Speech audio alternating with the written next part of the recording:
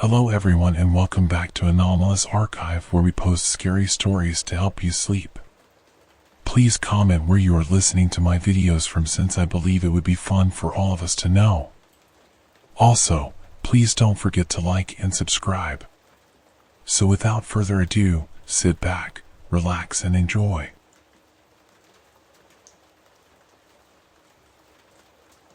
I used to be afraid of flying on airplanes and was all in for the romance of train travel, its slow, measured pace, the passing landscapes outside the window, and that atmosphere which gave a feeling of calm and safety. But now I'm scared to ride, and, in general, I'm scared to live, knowing that they walk among us and sometimes use the same transport. The trip was just under a day, very short, and I had to be in one of my favorite cities, Richmond, where I hadn't been for 2 years. I was already picturing how I would walk into the coffeeanarium, stroll along familiar streets, see old friends, and how great it was that I was almost unrestricted. I didn't have a return ticket. Maybe I'd stay for a couple of weeks, or maybe for a month or two, who knows? A pure adventure. I got a spot on the lower bunk in a reserved seat carriage. I brought fresh pastries with me for the trip and downloaded a couple of movies onto my phone. I knew there would be connection problems and was sure the trip would pass without surprises. Exactly at noon, the train slowly started moving. I looked out the window, behind which outskirts of houses flashed by, and soon the city was left behind. On the side berth, there was a young guy wearing headphones, completely immersed in his smartphone screen. So far, he was my only neighbor, but not for long. At the next station, 3 people got on, 2 men and 1 woman. I thought they were all relatives, an elderly married couple over 60 and a son who looked about 40.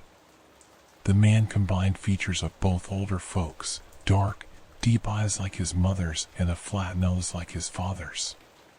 They were all so slim that they easily fit on one lower berth and even sat some distance from each other. "Hello," I said, hoping to start a conversation, but none of them answered. They only nodded their heads in turn as a greeting. I tried again, "Are you also riding to the end?" but my words seemed to dissolve in the air. No reaction at all. I became anxious.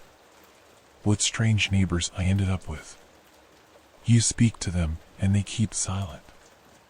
Suddenly, the younger man touched his ears and shook his head. I understood what the gesture meant. They couldn't hear me. That was it. This family was deaf and mute. Well, that's not scary.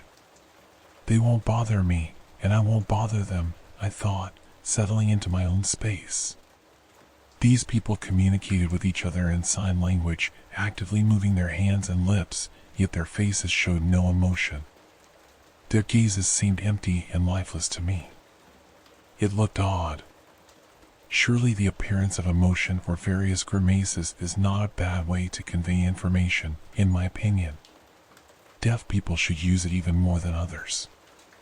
From the very first minute, I felt that something was off with them. The elderly and younger man took the upper bunks, and the woman stayed on the lower one. I turned on a movie on my phone, trying to distract myself from the strange unease. It was supposedly a good comedy, but I couldn't follow the plot. My mind kept churning thoughts. What's the world like for deaf people? They can't hear the clinking of glasses in the cup holders, the rattling of the train wheels, or my voice. I took my headphones out but continued watching the screen. Maybe their reality is like a movie without sound. Something's happening, people are talking and doing things, but you understand nothing at all. Their world is silent chaos. It's impossible to imagine how complex and multifaceted life is for someone who can't hear. Our reality is overflowing with sounds, while theirs is completely mute. No birds singing outside the window, no children's laughter in the street, no music. That's terrifying. I wondered why the son was the same as his parents. Is deafness inherited? I became uncomfortable with my own thoughts and just wanted to stop thinking about other people. Why is that so hard? I put away my phone and glanced at my neighbors. The two men lay on the upper bunks, the son right above me and the father on the opposite one, while the mother sat across, staring at me without blinking. In her eyes, I saw emptiness, a void without fear or interest or anything else. She was just looking at me. And suddenly, I realized that I was afraid of these people. I feared their calm, their soundless world, their motionless, empty eyes. Is it not foolish? Deaf and mute people definitely have a harder time than I do. The train sped along the rails. Out the window, lights flickered by in a strip of luminescence. Time dragged on endlessly. I tried to occupy myself, play games, tried to read books, but I constantly felt their heavy, empty stares on me. Why were they watching like that, as if trying to get inside my head and read my thoughts? It was already dark when I remembered that I hadn't eaten anything yet. It was time for a snack. I took a couple of rolls out of my bag, went to the Titan, the boiler, and brewed myself 3-in-1 coffee. My hunger went away, and my anxiety subsided, but only for a while. Half an hour later, I wondered why, in all this time, hadn't my deaf and mute neighbors eaten anything, or even drunk anything? Other passengers did nothing but snack. That guy on the side berth was crunching chips, someone behind the wall was sipping tea. But this trio didn't seem to know hunger or thirst. That's why they're so thin, no fat under their skin at all. These thoughts made me nervous again, as did their very presence. I felt ashamed and also uneasy. They seemed harmless, causing no trouble, but I was on pins and needles. Closer to night, the family gathered again on the lower bunk. The father, mother, and son sat together to talk in sign language. The young guy still sat on the side berth with his phone, completely absorbed in his own world, paying no attention to anyone, deaf in his own way. Then I suddenly noticed something strange in my neighbor's endless signs. The younger man pointed insistently at the guy with his finger, nodding in his direction. He repeatedly poked the air, indicating him. I watched, trying to understand what interested them so much about him. He hadn't said a word all day. He ate, drank, went to the bathroom, and that was it. The young guy yawned widely, rubbed his sleepy eyes, and set his phone aside. For the first time, he removed his headphones and looked around, then folded down the table and rolled out his mattress. I thought it was time for me to do the same. It was getting late. It would be nice to fall asleep and wake up when it was already time to get off. The train arrived at some station. Our conductor announced we'd stand for 15 minutes. Passengers grabbed their cigarettes, e-cigs, and rushed outside. I don't smoke, but I decided to go out for fresh air too, thankful they didn't follow me. The station platform was dimly lit by weak lights. In the distance, through a haze, city lights shimmered. I inhaled the cool air deeply, trying to clear my head. Here and there, other passengers chatted, smoked, and tossed cigarette butts under the train's wheels. I tried to strike up a conversation with a girl about my age. I approached and said, "You sit through the wall for me, right?" The girl shrugged. "Well, maybe. I don't know." "Why? Have you seen my neighbors?" I asked. "A deaf and mute family. They seem like ordinary people, but I feel like they're weird." A tall guy with a buzz cut suddenly joined us, looked at me skeptically, and asked the girl, "Everything okay?" "Yeah, everything's fine," she answered, but I could tell they thought I was an unwelcome third wheel, and they weren't interested in hearing about the deaf family. Though honestly, why would they care? I felt a bill in my pocket and decided to feed it to a coffee vending machine. But should I really be drinking coffee while I'm already nervous? I still had the night ahead. Why doom myself to insomnia? However, these rational thoughts didn't stop me from walking over to the machine. I bought a cup of cappuccino and, while drinking it, looked up at the window of my carriage. I saw a dark, motionless figure of one of my neighbors. "Time to board." "We leave in 2 minutes," the conductor called. I returned to my place and immediately noticed that the young guy from the side berth was gone. Apparently he hadn't gone outside. The train started moving and he never showed up. Maybe he was in the bathroom or went to talk to other passengers. I could ask my neighbors where the guy went, but they wouldn't answer anyway. They sat across from me like statues, the same strange expressions on their faces. They knew more than I did. I was sure of it. They must have known what happened to that guy, but none of them would reveal that secret. The train raced through the darkness, the lights were dim, and the carriage was shrouded in half-light. Many people were already asleep, and I sat awake on my bunk.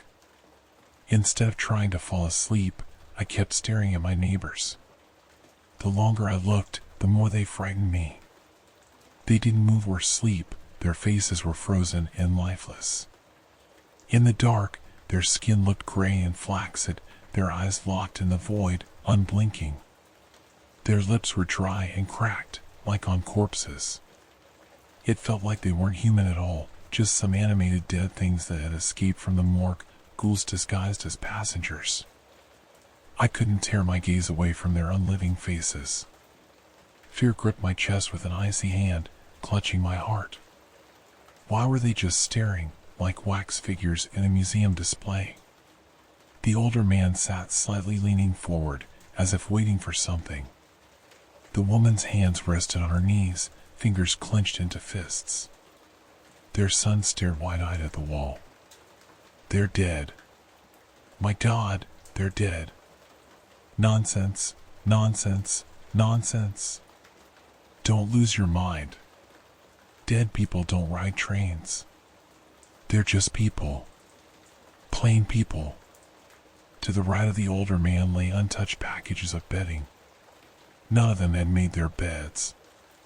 They had spent hours like this without losing a shred of that eerie calm.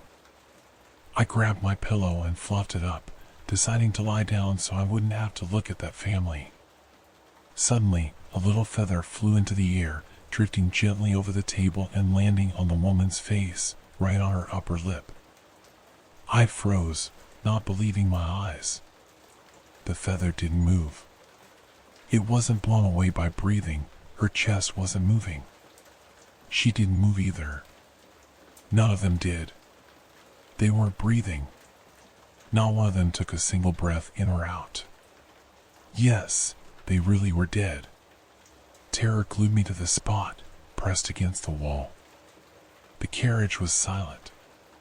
It seemed like everyone else was sleeping, and only me and my neighbors remained awake.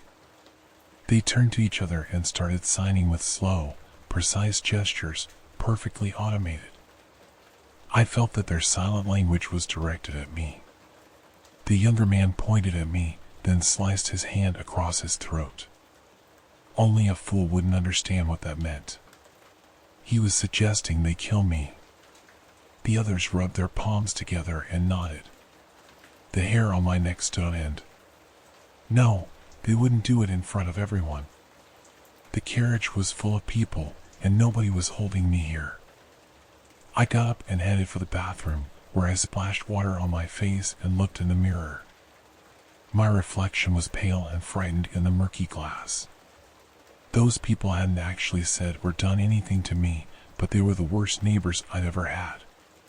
On my way out of the bathroom, I saw that the door to the conductor's compartment was slightly ajar.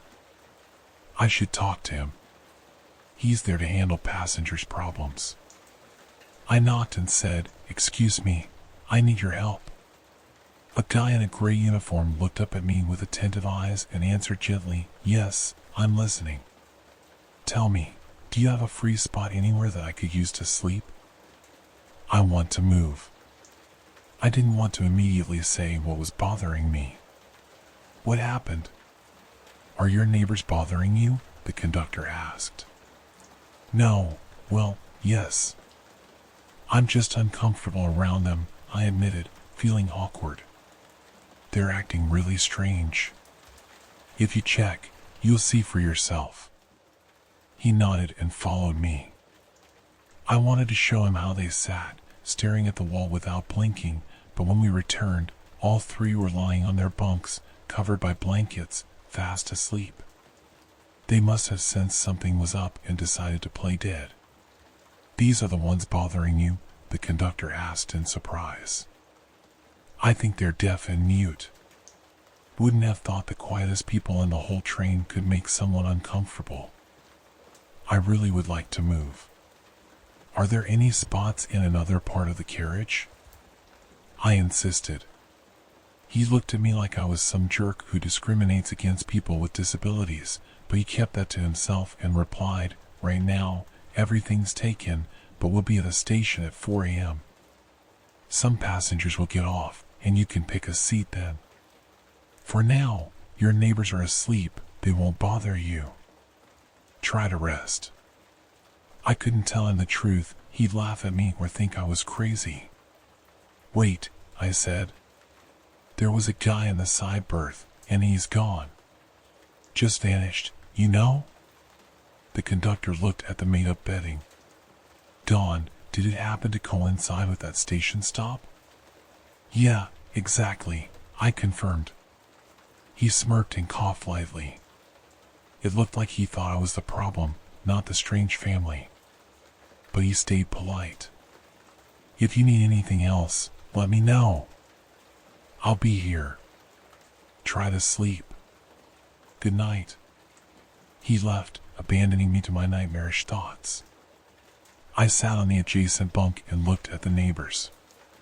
They didn't look asleep, just pretending. They lay on their backs, unmoving like mannequins. It was midnight. 4 whole hours to go until the station. It seemed like I was the only one in the whole carriage still awake, and I wanted to stay that way. Outside the window hung a black night.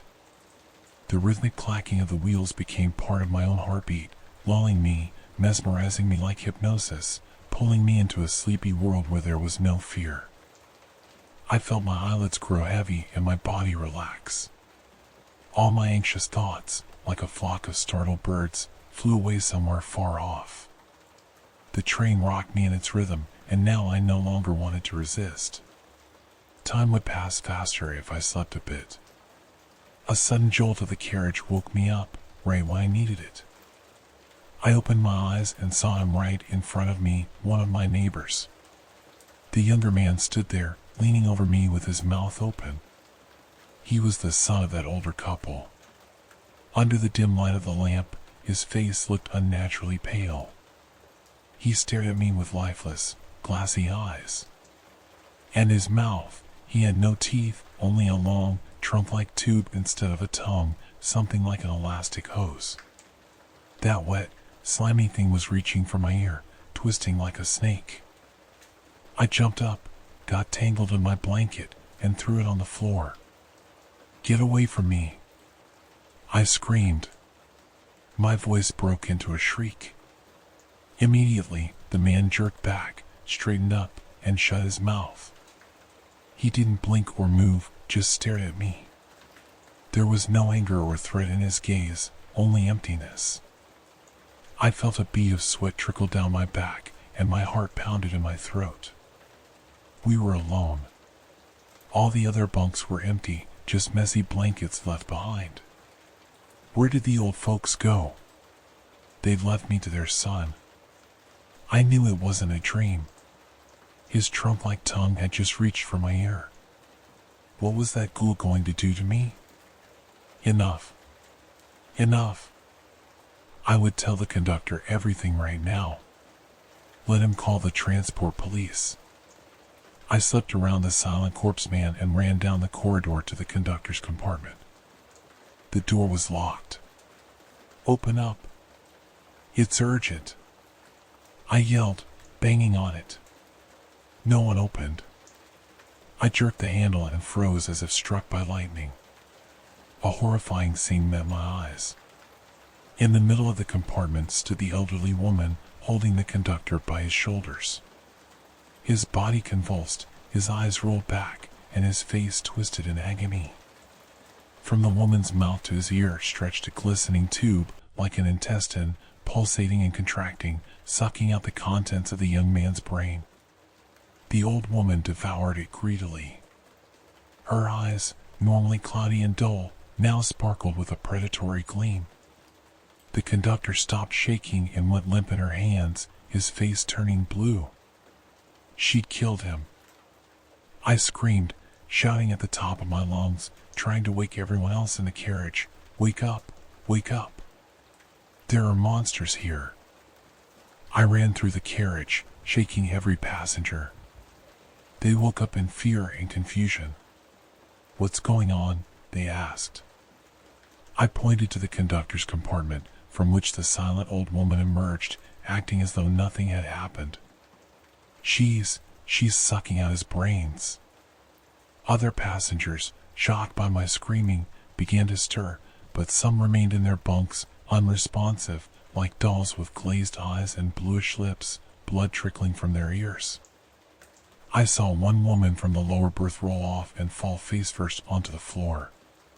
She was dead. They already sucked her brains out. Others saw this too, and panic broke out. There are corpses here. Everywhere.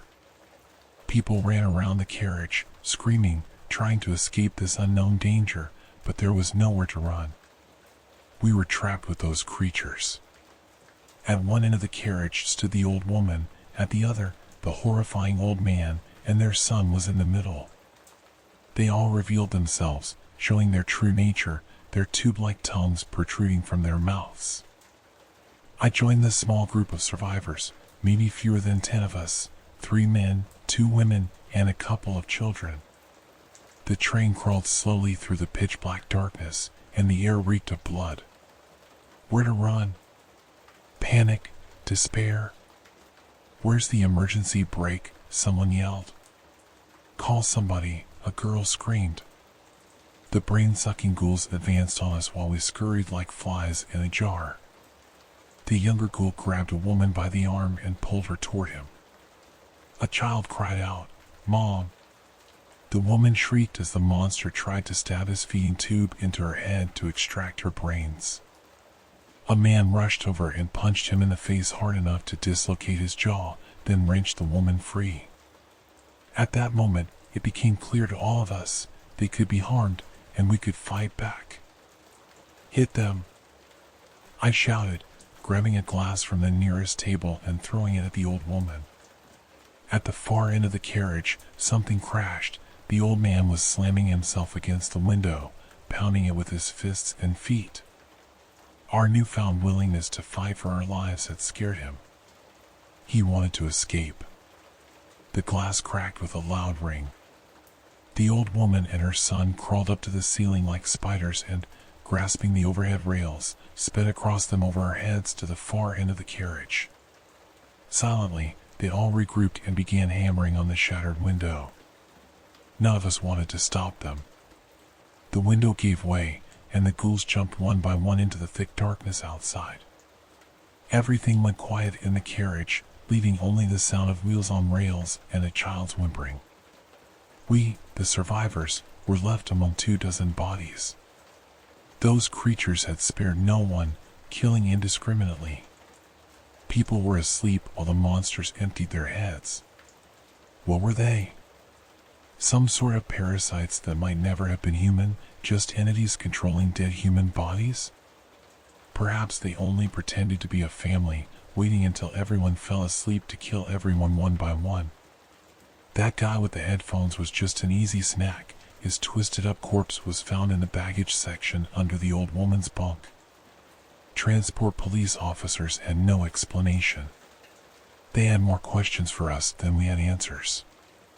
The train was stopped, and the case appeared briefly in the news as a transport incident, though the only actual damage was a broken window. No photos, no details, just a short note about the number of fatalities. Apparently, the matter is classified at the highest level. They questioned me repeatedly in different offices, and plainclothes agents made me retell the same story over and over. Nobody made me sign any papers. Some official-looking people, likely from special services, simply advised me not to spread the story because nobody would believe such a wild tale anyway. Lots of folk legends circulate, and my case sounds like just another scary story. Believe it or not, it doesn't matter to me. I just wanted to share it with those willing to listen. That night on the train will stay with me forever. Beware of quiet passengers. Fear those who wish to remain unnoticed. Stay away from strangers. They live among us. No news or urgent reports will warn you about them.